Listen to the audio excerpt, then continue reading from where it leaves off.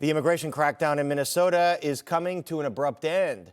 Border Czar Tom Homan announces a, quote, full withdrawal of ICE and CBP from Minneapolis following 2 months of arrests and protests. Homan touts Operation Metro Surge as a success, thanks to, quote, unprecedented levels of coordination with state and local officials.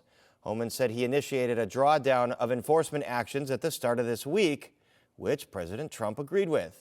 Homan says he's proud of what was accomplished after taking over for Border Patrol Commander Greg Bavino. Bavino was taken off assignment after 2 Americans were killed by agents. We made personnel changes. We integrated BP with the ICE teams. We established a single unified chain of command structure. We strengthened joint intelligence and targeting capabilities. We deployed body cameras.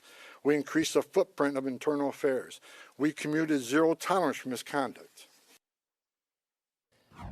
And after Homan's declaration, Minnesota Governor Tim Walz held his own press conference reacting. I want to note that the announcement today by Mr. Homan, we are